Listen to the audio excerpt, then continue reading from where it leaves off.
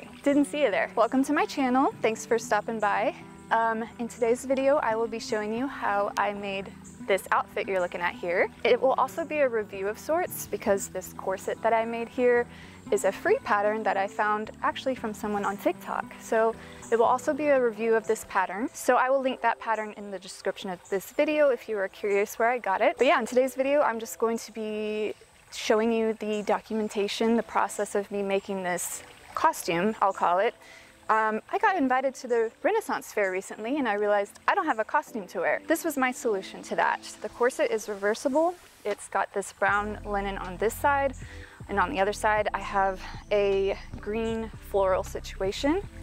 And the rest of it I found at the thrift shop. So this blue skirt, this white shirt, and I also have a dark green skirt as well. So I basically have two different outfits I can wear to the Renaissance fair now. If you enjoy this content, I invite you to subscribe. I like doing these kinds of videos, lots of DIY and sewing projects. Yeah, I think that's it for housekeeping, so let's get on to it.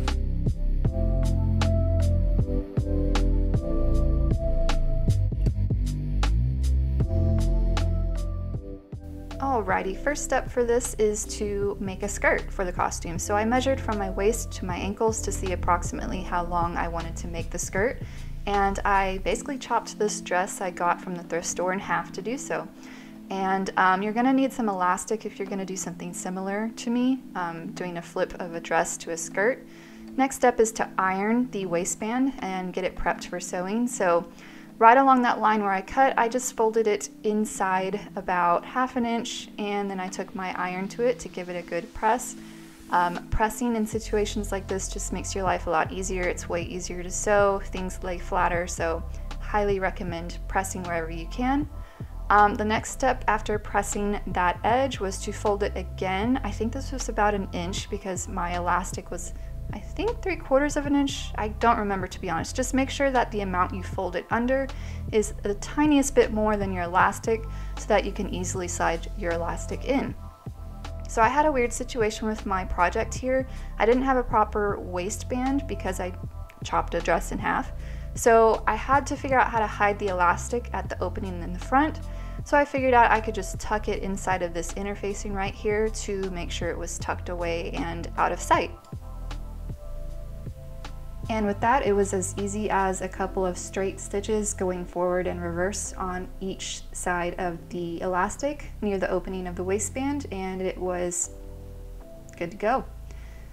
The next step for me was to encase the elastic, so I needed to sew a straight stitch all along where those pins are, and I needed to be sure not to catch the elastic so that the elastic could stretch around inside of the waistband without catching on anything. So you can just see here as I'm sewing that line, I kept flipping my work over after I was done sewing to check that I did not catch any of the elastic. And the last step for this really quick project of making a skirt was to have a fastening of some sort so I could get in and out of the garment. I found these hook and eyes at estate sales. Estate sales are a great place to get cheap sewing supplies, by the way. Somebody's grandma always has a huge supply of them in the house, so go to estate sales. The next step for me was to work on the corset, and I will link below the pattern I used. This was a free pattern from somebody I found on TikTok. Her username as of recording is Corset Things with no space. I printed it out per her instructions. I did the little 1 inch test and the 1 inch was fine, but you can see here like absolutely nothing was lining up, and I started to get a little nervous, like none of the reference points were matching up, none of the seam lines were matching up. So I just kept cutting, and I tried to honestly just use some context clues and use some reference measurements that she provides in the pattern to try to guesstimate how everything was supposed to be taped. If I recall correctly, I could be wrong. On the pattern she says that it's designed for a 28-inch waist. So what I did here at this part was I just tried to measure my solution, like guessing how it was taped. I measured if it was 14 inches at this waistline. Since this is 1/2 of the garment, if it's 14, that means the entire waistline was 28. It was not 14 inches, and I do have a 28-inch waist, so my solution to that was to cut along this line that you're looking at here and just fill in the gap with some scrap paper. I've been learning, if you're interested, I can link a few videos in the top right, but I've been teaching myself pattern design, so I'm a little more comfortable nowadays doing adjustments like this. I'm not as scared of it, and I'm pretty confident it will work out just based on what I've learned. So I just used some scrap paper and I filled in that gap. And here are the fabrics I'm going to use for the corset. These are all things I had in my stash. The green is just a simple quilting cotton from Joann's. The white is a cotton flannel that I used for the inner lining, and this was just a linen skirt I found at the thrift store that I thought would be perfect.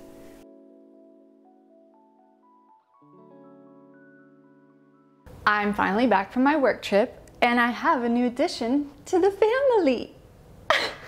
And I also have a new microphone. I'm very excited about this. So many good things are happening. So I'm gonna segue a little bit. I just have to tell you guys about this little guy. Like, he should be named Lucky. I cannot believe, well, okay, I'll just tell you the story. So my parents were going on a road trip. They were going a couple states away from where they live. And apparently, when they were at a rest stop in the middle of their trip, so nowhere near home, that little guy who was theirs, their cat, was in the car with them. And this little bugger got out of the car and escaped into the woods at a rest stop.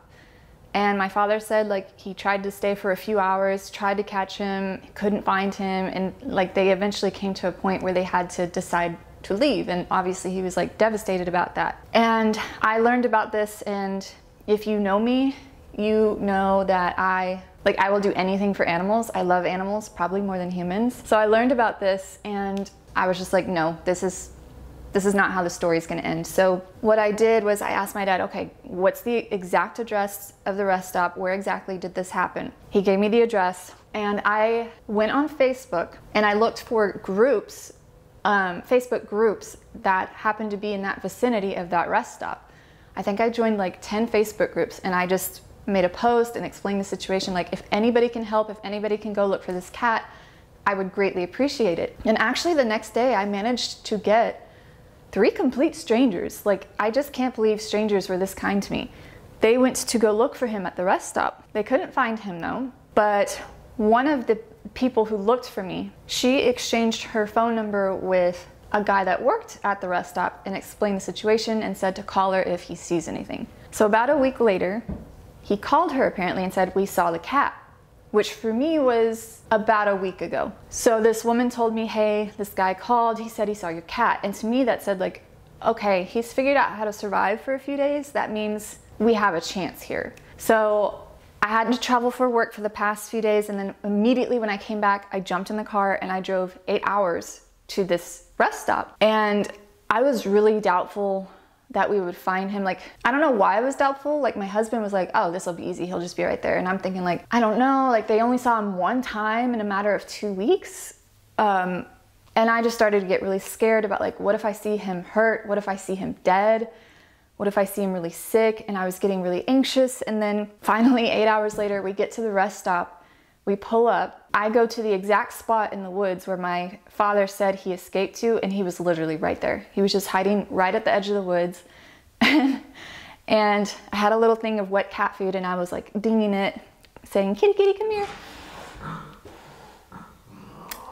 They don't get along yet. They're working on it. I know you're supposed to like segregate them for a few days between doors, and we did that, and I don't know what to do at this point, so I'm just trying to let them like figure it out. He wants to get to know Turkey. Turkey does not want to get to know him.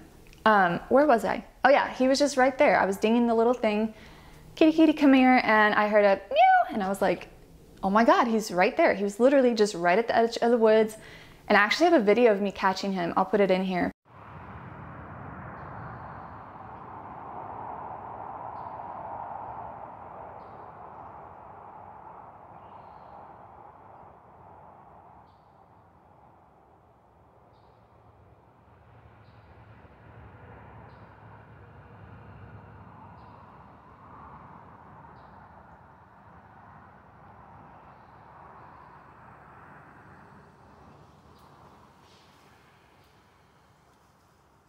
I guess he was just really hungry. He came right up to me. I made sure to be patient and really still, let him come to me, and then right at the right opportunity, grab him. And I did, and long story short, I saved the kitty.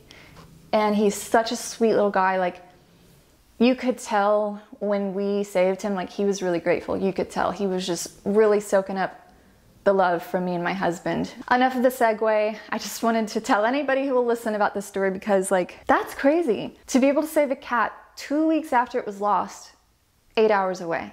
That's crazy. Like, I feel like I need to play the lottery or something. If you want to comment below a suggestion for a name, so far we have Lucky, Trouble, Rascal, Skippy, because he skips town, Goonie. I don't know why I like Goonie. I just like it. And I've been calling him Squirmy Wormy lately. He's just like real, like he slips out of your arms, he slips out of cars. That's all I have so far. So if you have any ideas, leave a comment below. Okay, we gotta move on to this corset. Okay, so this is where I left off with the corset. I extended the pattern to fit my waistline a little better, and I realized this is meant to be all one piece. However, when this wraps around your body, like because a corset is a garment that gets pulled tightly, you want to make sure that basically around the entire circumference of your waist that the straight of grain is parallel to your waist, so that there's that strength of the threads being pulled taut rather than like on a bias. It's occurred to me if I use this as is,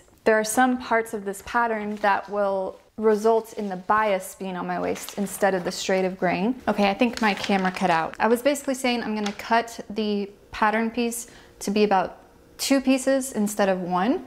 So that way I could ensure that I can get as much, how do I say this? As much of the waist circumference to be on the straight of grain as possible. I could have divided this up into even more pieces, but I'm opting for simple now because I've never made a corset. So I'm just gonna start off with 2 and see how it goes. So here's the back. I basically made a seam right at the underarm. So we have the straight of grain there. That means it'll be straight down my back. And then here's the front. Around this part where it's gonna be tugged a lot with the strings, the cord, this area will be absolutely on the straight of grain, and that gets a lot of stress. I'm a little worried about this area. It won't be on the straight of grain. So I divided it into 2 for now. If I was smart, I would make a muslin, but this project has been going on for a couple weeks now since I traveled for work and rescued a cat. So I just want to get the ball rolling. So I'm just gonna go for it. Yeah, I need to cut my pieces and get going. Okay, see you then.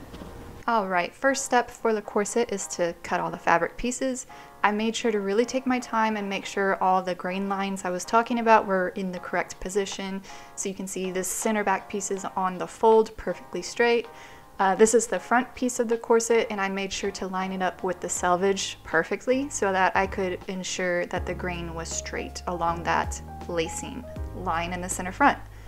Then I just slowly worked on cutting everything out, and here are the 3 layers for the corset that I mentioned. There's an outer, there's an inner lining, and there is a reversible side, so it could be a reversible corset. Not sure if I mentioned that yet. Then it was a matter of a few quick, easy seams to get things started, both of the side seams and then both of the shoulder seams for each of those layers. So for the 2 outer layers and for the inner lining, which I want to talk about the inner lining for a second. I don't believe cotton flannel like I am using is the best option for a corset based on the research I have done. I believe I most commonly saw people using coutil. I just wanted to use what I had on hand, and given that this is my first corset I'm making, I didn't want to buy a whole bunch of new things just to maybe be disappointed, so I just used what I had on hand, and this flannel is very strong. Next, what you're looking at here is a technique called grading. This is where you trim back some seam allowances in anticipation of the garment being too thick, just to reduce some of that bulk. Okay, so I have my 3 layers made. The only things I'm worried about at this point before I proceed are, number 1, I want to make sure that these layers don't shift when I start sewing all the boning channels. I'm pretty sure that will happen. I'm guessing that will happen based on my experience with quilting.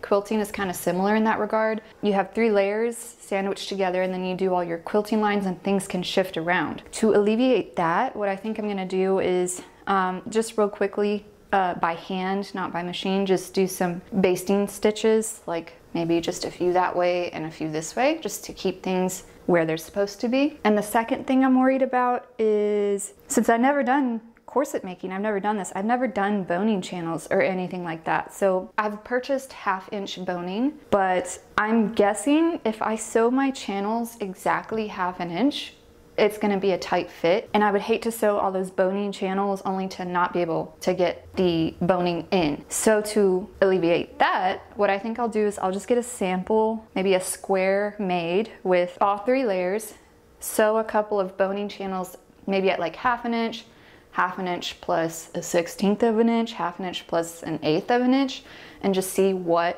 works best. Because I believe you want it to be snug, but not too snug that obviously you can't slide the boning in, but not loose enough to where it'll just flop around and not provide the structure you need. I think I will just go ahead.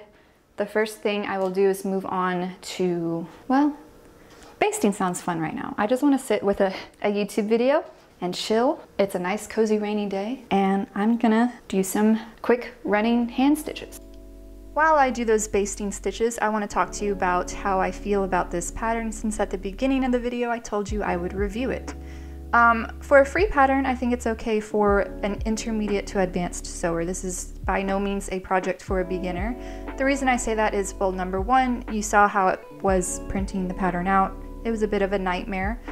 And number two, there's absolutely no instructions provided with the pattern. It's literally just a scanned pattern that this person made for her measurements, which that is totally great for her to do. That was very gracious of her to, you know, provide a free resource for the community. But I would just say that overall, wouldn't recommend it for a beginner, but I'm an intermediate to an advanced sewer, and it came out fine for me. If anything, it was a little tall for my torso, but I know I have a short torso, so that's not the designer's fault. Okay, so I've done 3 rows of stitching. This one here is exactly 1/2 inch. This is 1/2 inch plus 1/16. This is 1/2 inch plus 1/8, whatever that is in inches. Okay, so I have my boning here, and I'm just gonna slide these through. This supposedly is the boning you can sew right on, but I don't want to do that. So let's try the 1/2 inch first. Yeah, no, that's gonna be a struggle bus. Okay, let me try this one.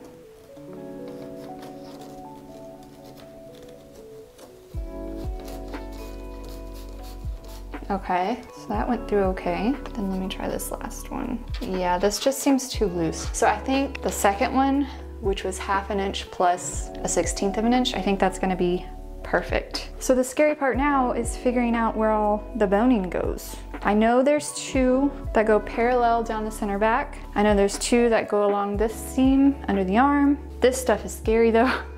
So I need to study the picture and figure out my course of action. I'm gonna start from the center and work my way out. My theory is that as I start putting these strips of boning in, it's gonna like stretch and stretch. So I would hate to like start on the outside and work my way in and everything gets like puckered and wrinkled, kind of like that.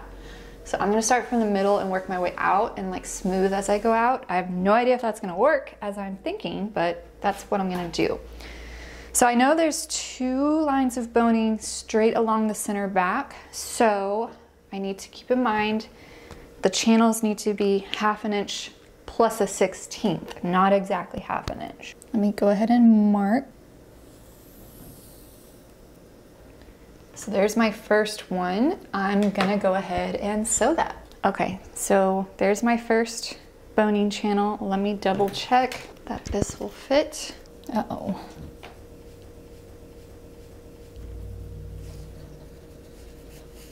Oh, there we go. Okay, so this is really hard. Oh God, did I just poke through? I'm trying to, geez. Okay, maybe I should do what I've seen them do and curve it. Okay, let's try again. Okay, there we go. That's a little better. I'm glad I did this first so I could test. Yes, that will work. All right, sweet. Now I just have to do that a million more times. And that I did indeed do a million times. So to go on a little bit more about my review of this pattern, like I was saying, probably not best for a beginner, but I really love how this turned out for me. It doesn't fit great, like I said. I have a short torso, so I just had to make some minor adjustments with that. But you know, this was a great starting point for me. It's a great free resource as a starting point, and I'll be able to adjust the pattern as I make more of these, which I definitely will be doing now that fall and winter are coming. Hi you guys! So I'm at a point now where I have finished boning the entire corset. It went very well actually. I didn't run into any huge mishaps. So literally the only couple things I have left to do are the grommets for the lacing and the binding on all the perimeter. So I bought this grommet kit on Amazon. I've tested it out here, and you can see how many times I tested. It has this part that's supposed to cut the hole. It's a hunk of junk. So I also bought, instead of using that, I bought an awl, which an awl, honestly, for this application is probably the more favorable method, because instead of actually cutting holes like this in the fibers of the cloth, which, you know, compromises the integrity of the fabric, what it does is it just spreads and stretches the fibers to make a hole. So all the fibers are still intact, which I've heard over time, especially in corsetry, when you're like really pulling on these holes, keeps it intact and stronger for longer. So I'm not going to use the little hole punch in the kit. I am going to use the awl. The grommets themselves, though, in that kit, they work great. And I didn't even think about, like, because my corset is reversible, I didn't even think about considering what a grommet would look like on the reverse side, but it looks good on both. So like here's the front and there's the back side of it. Because I've seen some grommets, like the cheaper ones, they just don't look that great on the back. So it's good that this looks good on the front and back. I usually make my own binding, but this was going to be a lot of binding to make, and so I just went for pre-bought or pre-made from Joann's. So yeah, that's all I need to do. And I bought some ribbon for lacing everything up. And I'm hoping I can wear this tomorrow to the farmer's market. That's my thing I do. Like if I'm doing a sewing project, I try to finish it by Friday night so that the next Saturday morning I can wear it to the farmer's market. And I can go get some yummy coffee and go walk around at the market and look at all the yummy produce. Then I go to couples therapy with my husband. I really love Saturday mornings. Okay, so enough jibber jabber. I'm gonna finish this for the next couple hours because I need it ready by tomorrow.